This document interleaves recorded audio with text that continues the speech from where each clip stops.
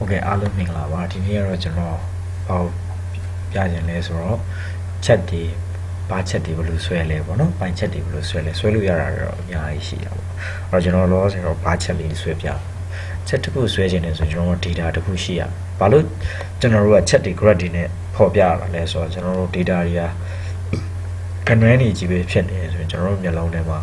အုံတော်ထဲမှာထင်သာမြင်သာမရှိဘူးเนาะအဲ့လိုအခြေအနေမှာကျွန်တော်တို့က graph တွေ chat တွေနဲ့ပြလိုက်ထင်သာမြင်သာရှိတယ်အဲ့တော့ကျွန်တော်ဒီ cell range လေးကိုကျွန်တော် border ခတ်တဲ့ cell range လေးကိုကျွန်တော် chat ဆွဲမယ်ပေါ့เนาะဒါကြောင့်ကျွန်တော် select ပြီးရ left click နဲ့ပြီးရင် insert tab ကို left click နဲ့တွားတယ်ပြီးရင်ကျွန်တော်ဒီ charge ပေါ့เนาะ charge ကိုရှာလိုက်ပေါ့เนาะကျွန်တော် charge ကိုရှာလိုက်ရင်ကျွန်တော်တို့ဘာချက်ရှိမယ်ကျွန်တော်ဘာချက်လေးကိုရွေးမယ်ဘာချက်ထဲကျွန်တော်က 2D ကိုပဲရွေးမယ်အဲ့တော့မှ check ကကျွန်တော်တို့ကဒါကျွန်တော်ဒါရွေးလိုက်တယ်ပေါ့နော်ဒါရွေးလိုက်တဲ့အချိန်မှာကျွန်တော်ဗာရလဲဆိုတော့ဒီအခြေအနေလေးရတာပေါ့နော်အဲ့တော့ mathematics English မြန်မာဆိုပြီးတော့ကျွန်တော်ရတယ်ကျောင်းသား3ယောက်ရေဗာရတယ်ဒါဟုတ်ပြီကျွန်တော်ဒီအခြေအနေလေးရတာကိုကျွန်တော်ကမဟုတ်ဘူးအဲ့အခြေအနေအဲ့တိုင်းမဟုတ်ဘူးပေါ့နော်ကျွန်တော် right click ကျွန်တော် change series charge type ကိုကျွန်တော်ပြောင်းလိုက်တယ် charge type ကကျွန်တော်ခုနလုံးကဘာချက်ပြောသွားတော့ဘာချက်column chat ပေါ့နော် column chat ဘာချက်ရှိရယ် column chat မှာဆိုရင်ကျွန်တော်ဆိုဒီမှာကျွန်တော်မြင်အောင်ပြမယ်ဆိုရင် column chat မှာဆိုရင် MSC ရဲ့ဒီမှာ80ဖြစ်နေတယ်တကယ်လို့ကျွန်တော်ဒီဟာကိုရွေးမယ်ဆိုရင်သူကတစ်ခုပြီးမှတစ်ခု step column ဆိုတာထပ်ပြီးတော့ဆွဲတဲ့ column ပေါ့နော်ထပ်ပြီးဆွဲတဲ့ column ဆိုရင်ကျွန်တော်တို့ကခြေနေတစ်မျိုးပြောင်းသွားလိမ့်မယ်ပေါ့နော်အဲ့တော့ဒီခြေနေလေးရမယ်တကယ်လို့ထပ်ပြီးဆွဲလိုက်မယ်ဆိုရင်ဆိုတော့ဒီမှာဆိုရင်ကျွန်တော်တို့ကကိုထပ်ပြီးဆွဲတဲ့ဟာကိုကျွန်တော် okay လုပ်လိုက်မယ်ပေါ့နော်ဒါထပ်ပြီးဆွဲလိုက်တာ okay လုပ်လိုက်တော့ကျွန်တော်တို့အမှတ်က140ပဲကြော်သွားတယ်လို့စိတ်ထဲမှာထင်လိုက်မှာမဟုတ်ပါဘူးเนาะသူကတစ်ခုပြီးတစ်ခုထပ်ပြီးတော့သူ့ရဲ့ range အလိုက်30ရှိရင်30ထပ်သွားမယ်80ရှိရင်80ထပ်ထည့်သွားမယ်ဆိုတဲ့အခြေအနေထားပေါ့เนาะ stack ဖြစ်တယ်အဲ့တော့ဒီခါလေးကျကျွန်တော်တို့ကဘာဖြစ်လို့ stack လို့လဲဘာဖြစ်လို့ကျွန်တော်တို့တိုက်ရိုက်ပဲလို့လဲဆိုတော့ကိုယ့်ရဲ့case ပုံမှာမူတည်တယ်ပေါ့နော်လောဆယ်တော့ကျွန်တော်တို့ကအမှတ်စင်းဖြစ်တဲ့အတွက် test ဆွဲလို့အဆင်မပြေဘူးအဲ့တော့ကျွန်တော်တို့ကတရားလေးပဲယူသင့်တယ်ပေါ့နော်အဲ့တော့ကျွန်တော် okay နှိပ်လိုက်တယ်အဲ့တော့ဒါမှသာလင်သူ့အတိုင်းပဲရတယ်ဟုတ်ပြီအဲ့တော့ဒါဒီခြေနေလေးကဘာလဲဆိုတော့ဒီ mathematics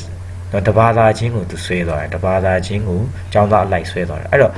ဒါတော့ကျောင်းသားအလိုက်ဆွဲသွားတော့ကျွန်တော်တို့ကမဟုတ်ဘူးဘာသာအလိုက်ကြည့်ချင်တယ်ဆိုတော့ကျွန်တော်ဒီဟာလေးကို switch row ကိုကျွန်တော် click လုပ်ကြည့်လိုက်တယ်အဲ့တော့ဘာပြလဲဆိုတော့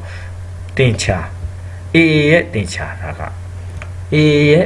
ဘာလဲ English လိမ်မော်အောင်ကကျွန်တော် grade ရဲ့ AA ရဲ့မြန်မာစာဖြစ်သွားတယ်အဲ့တော့ဒီဟာလေးကိုပြန်နှိပ်ချင်းအပြင်ကျွန်တော်တို့ကဒါဆိုရင်တင်ချာမှာဘယ်ကျောင်းသားကဘယ်လောက်ရလဲဒါတင်ချာကိုကိုစားပြုပြီးကြည့်တယ် subject ကိုကိုစားပြုပြီးကြည့်တယ်ဒါကိုကြတော့ဗာလဲကျောင်းသားကိုကိုစားပြုပြီးကျောင်းသားတစ်ယောက်ချင်းစီရဲ့ subject ကိုsubject ဘယ် subject မှာပို့ပြီးတော့အားတာလဲဆိုတော့ကြည့်တဲ့သဘောပေါ့နော်ဒါကကျတော့ဒါကဗာလဲဆိုတော့ဒီကျောင်းသားတွေရှင်ကြည့်တာပေါ့နော်တင်ချာမှာဘယ်ကျောင်းသားကပိုများလဲဆိုတဲ့သဘောကိုစောင့်နေကျောင်းသားတွေကိုရှင်ကြည့်တာဟိုအားကျတော့ကျွန်တော်တို့ကကျောင်းသားတစ်ယောက်ချင်းစီကဘယ်ဘာသာတွေကိုရှင်ကြည့်တဲ့သဘောဖြစ်သွားတယ်ဒါတော့ကျွန်တော်တို့ဒီ switch row and column လေးကိုချိန်ချင်းအပြင်ကျွန်တော်တို့ရဲ့ reset ကဒီလိုကြည့်လို့ရတယ်ဒါတော့အလွယ်တကူဘယ်အောင်မူတည်ပြီးကြည့်မလဲဆိုတာကိုချိန်လို့ရတယ်ပေါ့နော်ဒီချိန်လေးကိုရရှိတယ်အဲ့တော့ကျွန်တော်တို့ကဟုတ်ပြီ math in ENG မြန်မာဒီလိုမျိုးမရေးဘူးဒါပေမဲ့ခေါင်းကစင်မှာတော့ဒါမျိုးဖြစ်နေတယ်ပေါ့နော်ဖြစ်နေတာကျွန်တော်တို့ကချိန်လို့မရဘူးလားရတယ်ဒီမှာသွားမချိန်မဲ့နဲ့ချိန်ကျင်တယ်ရပါတယ်အဲ့တော့ကျွန်တော်ကဒီဟာချိန်ကျင်တယ်အဲ့ဒီဟာချိန်ကျင်တယ်ဆိုတော့ကျွန်တော် select data ဆိုတော့ကျွန်တော်ရွေးလိုက်တော့ကျွန်တော်တို့က Mr. AA မလို့ခြင်းဘူး Mr. ဘာညာမလို့ခြင်းဟုတ်ပြီနော်အဲ့တော့ကျွန်တော် Mr. A မလို့ခြင်း Mount A လို့ခြင်းနဲ့ okay edit လုပ်လိုက်မယ်အဲ့ဒါကို select ပေးပြီးအဲ့တော့ကျွန်တော်ပြန်လုပ်ပြမယ် select ပေးတယ် edit လုပ်တယ်ဟုတ်ပြီ Mount AA ကျွန်တော်တို့က Mount AA ကိုMr. A ကို Mount A 3လုံးဆိုပြီး A 4လုံးရေးလိုက်တယ် okay အဲ့ဆို Mount A ရ BB Mr. BB ကိုလည်း Mount BB ကျွန်တော်ပြောင်းမယ်အဲ့တော့ Mount BB ဟုတ်ပြီနော်ကျွန်တော်ပြောင်းတယ်ဟုတ်ပြီကျွန်တော် edit လုပ်မယ် CC ကိုလည်းကျွန်တော် Mount CC ဆိုပြီးကျွန်တော် edit လုပ်လိုက်မယ်ပြီးရင် okay ဆိုပြီးနှိပ်လိုက်ပြီဟုတ်ပြီနောက်တစ်ခုကကျွန်တော် Math English မြန်မာဆိုရင်မပေါ်ရင်ဘူး okay ရတယ်ကျွန်တော်ဒီအောင် edit လုပ်မယ် exit level range ဒီ exit အတွက် level range ကပါလေကျွန်တော်ဒီလိုပေါ်ခြင်းတယ်ပေါ့နော်ဆိုတော့ဒါဒီလိုပေါ်ခြင်းတယ်ဆိုရင်ကျွန်တော်ရွေးလိုက်တယ် okay နှိပ်လိုက်တယ်ဆိုတော့ဒီခြေနေလေးကိုရစီတယ်ပေါ့နော်အဲ့တော့ okay လို့ကျွန်တော်နှိပ်လိုက်မယ် sorry ဆိုတော့ဒီခြေနေကိုရစီရတော့အဲ့တော့ကျွန်တော်တို့ကဒီဟာကိုပဲဆွဲတာအတိုင်းပဲကျွန်တော်တို့လိုချင်တယ်လို့ဟို edit လုပ်လို့ရတယ်ပေါ့နော်အဲ့တော့ဟုတ်ပြီကျွန်တော်တို့က charge တခုတော့ဆွဲပြီ charge တခုရဲ့charge ရဲ့ terminology ခေါ်မှာပေါ့နော် charge ရဲ့ word တွေကိုကျွန်တော်သိဖို့လိုတယ်အဲ့တော့ဒီလို select ပြင်တာ charge window တခုလုံး select ပေးတဲ့သဘောဖြစ်တယ်အဲ့တော့ charge window တခုလုံး select မပေးဘဲနဲ့ကျွန်တော်ကဒီ graph area လေးကိုပဲ select ပေးခြင်းဒီ color လေးကိုထောက်ပြီးဒီ select ပေးပြီးဒီ graph area လေးကိုပဲခြုံချဲလုပ်လို့ရတယ်ဒီကောင်ကို select ပြီးဒီကောင်တစ်ခုလုံးကိုခြုံချဲလုပ်တာဖြစ်တယ်အဲ့တော့နောက်တစ်ခုကျွန်တော်ကဒါကို legend လို့ခေါ်တယ်ဒီ bar ရဲ့ဟိုဘယ်ဟာဘာကိုကိုစားပြုလဲဘယ်ရောင်ဘာကိုကိုစားပြုလဲလို့ပြောတာပေါ့နော်အဲ့တော့ဒီကောင် legend လို့ခေါ်တယ်အဲ့ဒီဟာတွေဒီ terms တွေကို charge elements တွေလို့ခေါ်တယ်အဲ့တော့ကျွန်တော် legend ကိုရွေးမယ်ဒီ charge element ဒီမှာလည်းရှိတယ်လို့ဒီနားမှာလည်းတွားယူလို့ရပါတယ်အဲ့တော့ charge element ကိုကျွန်တော်တွားတယ် legend ကိုတွားတယ်ကျွန်တော်ကတော့ right ကိုတွားကြတယ် right ကိုယူလိုက်ပြီဟုတ်ပြီကျွန်တော်အနေနဲ့မကြိုက်တာဒီ grid line တွေမကြိုက်ဘူးကျွန်တော် grid line တွေကြီးပဲတည်တံ့ဆက်လက်ပေးလို့ရတယ်အဲ့တော့ grid line တွေကြီးပဲတည်တံ့ထောက်မယ်ဒါgraph area ကိုselect ပေးတာဖြစ်တယ် line လေးကိုထောက်လိုက်ရင်ဒါ grid line ဟုတ်ပြီ grid line ကိုကျွန်တော် delete လုပ်လိုက်ပြီဟုတ်ပြီ grid line ကို delete လုပ်လိုက်တော့ကျွန်တော်ကြည့်ရတာဟိုဘယ်လိုချက်ချင်းနားလည်ဖို့ခက်တယ်အဲ့အချိန်မှာဆိုရင်ကျွန်တော် chart element ကိုတွားမယ် data level ကိုကျွန်တော်outside and လို့ရေးလိုက်မယ်ဒါဆိုရင်တော့ဒါ80ကိုစားရွေးဒါ30ဆိုတာကိုကျွန်တော်တို့ကချက်ချင်းလှမ်းပြောဒီကိုတွက်ကြည့်စရာမလိုဘဲနဲ့သိနိုင်တယ်ဟုတ်ပြီဒီ80တွေ90တွေဒီ vertical line ရဲ့ scale တွေဘာတွေလဲပေါ့အဲ့ဆိုရင်တော့ကျွန်တော်တို့က vertical နဲ့ပတ်သက်ပြီးလိုအပ်တယ်တနည်းအားဖြင့်exit title လိုအပ်နေတယ်အဲ့တော့ exit title vertical primary vertical ကိုကျွန်တော်ရွေးလိုက်တယ်ရွေးလိုက်ပြီးကျွန်တော်ဗာရင်းမှလဲဆိုတော့ဒါအမှတ်စင်းဆိုတာကိုသိစေချင်တဲ့အတွက် max လို့ရေးလိုက်တယ် okay အဲ့တော့ကျွန်တော်တို့ကခုန title နဲ့ရှုပ်နေတယ်okay အဲ့တော့ကျွန်တော် select ပေးတယ်ပြီးရင်ဗာလဲဒါလေးကိုကျွန်တော်ခြုံလို့ရတယ်ဆို working area လေးကိုချုပ်လိုက်တယ်ချုပ်လိုက်တဲ့အတွက်ကျွန်တော်လိုချင်တဲ့လာပါပါလေးရတယ်အဲ့တော့ဒီ mathematics English မြန်မာဆိုတော့ဒါတော့ကျွန်တော်တို့ကတိ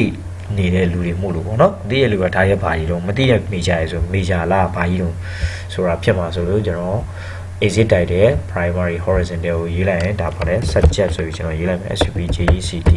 တိုက်ရိုက်ရေးလို့ရတယ်ဒီထဲကိုသွားပြီးတပည့် click တော့ထားရရမလို့ select ပြီးတိုက်ရိုက်ရေးလိုက်တာနဲ့ပြီး enter ခေါက်လိုက်တာနဲ့ကျွန်တော်တို့ပြောင်းတယ်အဲ့တော့ charge title ကို select ပြီးတယ်ကျွန်တော်ဗာရေးမလို့ဆိုတော့ဒါsubject max subject max လို့ရေးလိုက်မယ်နော် student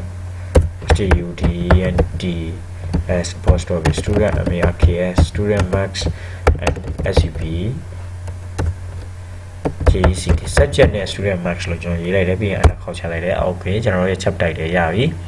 ခွက်ဒီချီနေလေးတွေကိုရစီရပေါ့အဲ့တော့ဒါကကျွန်တော်တို့က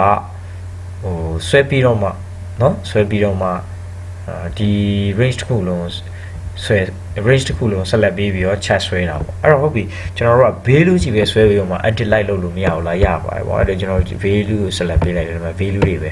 ပထမတော့ကျွန်တော်ဒီကနေပြီးတော့ select ပေးရပါတော့ဆွဲပြီးတော့ select ပေးပြီးဆွဲလိုက်တယ်ဆွဲလိုက်တဲ့အတွက် auto ရတယ်အဲ့တော့ value တွေကြီးပဲ select ပေးတယ် is တိတ်တော့တဘာဝမကြောက်ဘူးပေါ့နော်ဒါပေမဲ့လှုပ်လို့ရတယ်ဆိုတဲ့သဘောတရားကိုပြောပြအဲ့တော့1 2 3အဲ့တော့ခုနကတော့1 2 3ဟုတ်ပြီဆိုတော့ဒါကတော့ကျွန်တော် 3D နဲ့ဆွဲလို့ပေါ့နော် 2D နဲ့ဆွဲရင်ဒါနဲ့အတူတူရမယ်အဲ့တော့ဒီခြေနေလေးရတယ်ဆိုတော့ CD1 2 3 okay ဒီဟာကိုကျွန်တော် select ပေးလိုက်မယ် select data range right click ပေးလိုက်တယ် select data range ကိုရွေးတယ် CD1 ကဘာကိုစားပြပါတော့ CD1 ကကျွန်တော်တို့ကဟုတ်ပြီနော်ကျွန်တော်သိတာ CD1 ကဘာလဲ mathematics ကိုစားပြတယ်ပေါ့နော်အဲ့တော့ဒီကကျွန်တော် CD1 ကိုဆို match လို့ကျွန်တော်ရေးလိုက်တယ် mathematics က s လေးထည့်မယ်ပေါ့ okay ဆိုဒီမှာဆိုရင် English လို့ကျွန်တော်ရေးမယ်ENGL ကျွန်တော်ရေးလိုက်တယ်ဆိုတော့ဒီလူလေးတွေပြင်လို့ရတယ်ပေါ့နော်အဲ့တော့ edit လုပ်မယ် C3 ကကျွန်တော် MYAN ရပဲမဟုတ်မြန်ဒီကျွန်တော်ရေးလိုက်တယ်ဟုတ်ပြီ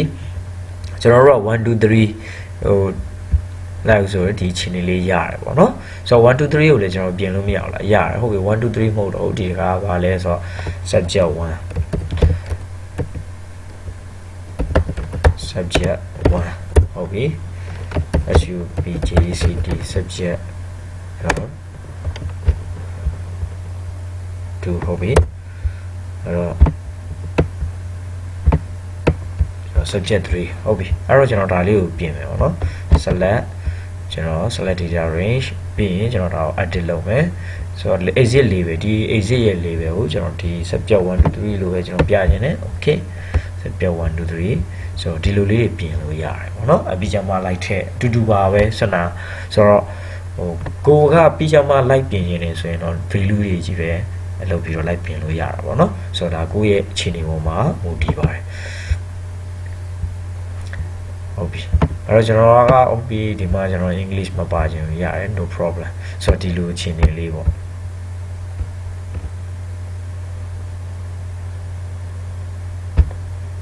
ဆိုတော့ဒီအခြေအနေလေးကိုရတယ် math နဲ့မြန်မာ subject 1ဟုတ်ပြီကျွန်တော်ဒီမှာ math မြန်မာ subject 1အဲ့ဒါ subject မဖြစ်နိုင်ဘူးဒါဆိုရင်ကျွန်တော်တို့ကလွယ်နေပြီဆိုတော့ကျောင်းသားဖြစ်ရမှာ subject မဟုတ်ဘူးဒါလွယ်နေအောင်လို့ကျွန်တော်အဲ့ဆိုဒီ range ထဲမှာရေးထားရတော့ကျွန်တော်ဒီ range ကိုပဲပြင်လိုက်တော့မယ်ဆိုတော့ Mr. 1လို့ကျွန်တော်ရေးလိုက်မယ်နော်ဒါဒီ range နဲ့ချိန်ထားပြီးသားဖြစ်တဲ့အတွက် Mr. 2ဟုတ်ပြီကျောင်းသားနံပါတ်2ပေါ့ဗျာဆို Mr. 3เนาะဒီလိုလေးတွေလုပ်လို့ရအောင်เนาะဟုတ်ပြီဆိုတော့ chest title ရလဲဆိုတော့ need to ပေါ့เนาะဆိုတော့ elements တွေထည့်ခြင်းဆို chest design element ကိုကြိုက်တယ်လို့ထည့်လို့ရတာပေါ့เนาะခုန data value တွေမလိုအပ်တာတွေကျွန်တော် delete ခြင်းလဲ delete ပေါ့เนาะဆိုတော့ဒီချင်းတွေလေးကိုဖြစ်စေအဲ့တော့ဒီဟုတ်ပြီကျွန်တော်တို့ကဒီ chest ပဲဆွဲလို့ရတာလားမဟုတ်ပါဘူးဆွဲလို့ရတာအများကြီးရှိတာပေါ့เนาะအဲ့တော့ကျွန်တော်ပိုင်ချက်လဲဆွဲလို့မရဘူးလားပိုင်ချက်လဲဆွဲလို့ရပိုင်ချက်မှာကျွန်တော်တို့ကမိုးပိုင်ချက်ဆိုတော့ပိုင်ချက်ရဲ့ဟိုဘယ်လိုတော့အသုံးပြုပုံလေးတော့တည်တင်တာပေါ့ကိုကဒီဘိတ်ချက်နဲ့ပြတင်လဲဆိုရဲအားကကိုယ့်ပုံမှာလည်းမူတည်အောင်เนาะဆိုတော့ဒါကတော့ကိုယ့်ရဲ့ရွေးချယ်မှုပုံမှာမူတည်ရဲအဲ့တော့ပိုင်ချက်ကကျတော့ကျွန်တော်တို့ကပိုင်တစ်ခုတည်းကိုတွားပြီးတော့ဟိုအများဖြင့်သုံးတယ်အဲ့တော့ file check ကိုလည်းကျွန်တော်တို့ထပ်ပြီးတော့သုံးလို့ရတယ်ဆိုတော့ထပ်ပြီးတော့သုံးတဲ့နည်းတွေနောက်ပိုင်းကျရင်တော့ပြောပြပါမယ်เนาะဆိုတော့တစ်ခုတည်းမဟုတ်ဘူးအဲဆိုသူတစ်ခုတည်းဟိုမှာထပ်ပြီးတော့ဆိုတော့ file check ရဲ့သဘောဟိုတော့တစ်ခုတည်းဟိုမှာဟို 100% နဲ့မှပြန်စိတ်တဲ့သဘောနဲ့ဆင်တာပေါ့เนาะဆိုတော့တရားဆိုတော့နည်းနည်းကျွန်တော်တို့အဲကြောင့်မို့ကိုယ့်ရဲ့ check ကဘာနဲ့ပြဖို့တင့်တော်တယ်လဲဆိုတော့ကိုယ့်ရဲ့ case ပေါ်မှာမူတည်ရပေါ့အဲ့တော့ကျွန်တော်တို့ကဟုတ်ပြီဆရာကျွန်တော်တို့ကdata range ပဲလုပ်ပြီးတစ်ခုချင်းစီ select ပေးမရဘူးလားရပါတယ်เนาะဒါဆိုရင်ကျွန်တော်တို့ကဒီတိုင်းပေါ့เนาะဒီဟာကို select လိုက်ရင်ဒါမှန်းသိတယ်ပေါ့เนาะဆိုဒီချင်းနေလေးတွေကိုကျွန်တော်တို့ရစီရပေါ့အဲ့တော့ကျွန်တော်တို့ကဟိုဒါကိုဒီနေ့သင်ခန်းစာကိုကြည့်ခြင်းအပြင်ကျွန်တော်တို့ဘာတွေသိလဲဆိုတော့ကျွန်တော်တို့ရဲ့column ဘက်မှာထားခြင်းတဲ့ data နဲ့ row ဘက်မှာထားခြင်းတဲ့ data ဟိုပြောင်းခြင်းတယ်ဆိုရင်တနည်းအားဖြင့် subject ဘက်ကနေကြည့်မှာလားကျောင်းသားဘက်ကနေကြည့်မှာလားဆိုပြီးတော့ကျွန်တော်ကြည့်ပြတော့တာပါတယ်ဆိုတော့အဲ့ဒါလေးကိုလုပ်ခြင်းအပြင်လည်းသိနိုင်တယ်ကျွန်တော်တို့ရဲ့ data ကိုဘယ် data ကိုလုပ်မှာလဲဆိုပြီးတော့ကျွန်တော်တို့ကဒါကျွန်တော်ကတော့ name ပဲပြထားတာပေါ့နော်